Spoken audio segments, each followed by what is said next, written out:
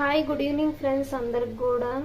ఈరోజు నేను evening snacks వచ్చేసి ఎగ్ బోండా చేయబోతున్నాను ఫ్రెండ్స్. ఎగ్ బజ్జీ ఎలా చేస్తాను ఏంటనేది ప్రాసెస్ చూపిస్తాను, చూసేయండి. ఇవైతే ఆల్రెడీ బాయిల్ చేసుకొని పక్కన పెట్టుకున్నాను. 3 ఎగ్స్ అయితే తీసుకున్నాను ఫ్రెండ్స్. దీని ప్రాసెస్ చూపిస్తాను. ఈలోపు మనము ఆయిల్ హీట్ అవ్వాలి కాబట్టి కళాయిలో ఆయిల్ని యాడ్ చేసుకొని పెట్టేసుకున్నాం ఫ్రెండ్స్. ఆయిల్ ఈలోపు హీట్ అవుతుంది. కొద్దిగా శనగపిండి, టేస్ట్కి తగ్గ సాల్ట్, కొద్దిగా కారం, కొద్దిగా వాము, కొద్దిగా అల్లం పేస్ట్.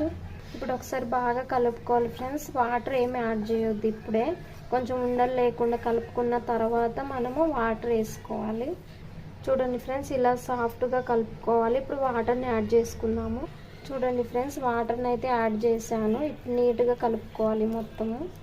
చూడండి ఫ్రెండ్స్, ఇలా కలుపుకొని పక్కన పెట్టుకోవాలి. ఇప్పుడు ఎగ్స్ పొట్టు తీసుకోవాలి. చూడండి ఫ్రెండ్స్, ఎగ్స్ని అయితే ఇలా పొట్టు తీసుకొని ఇప్పుడు మనం పిండి అయితే కలిపి పెట్టుకున్నాం కదా ఫ్రెండ్స్, ఇందులోకి వేసుకొని ఇంకా ఆయిల్ వేడవ్వింది ఫ్రెండ్స్. ఇప్పుడు అందులోకి వేసుకోవడమే చూపిస్తాను, చూసేయండి. ఇలా ముంచుకొని ఇప్పుడు ఆయిల్లో వేసుకోవాలి. ఆయిల్ అయితే వేడవ్వింది ఫ్రెండ్స్. ఇలా వేసుకోవాలి ఒక్కొక్కటి.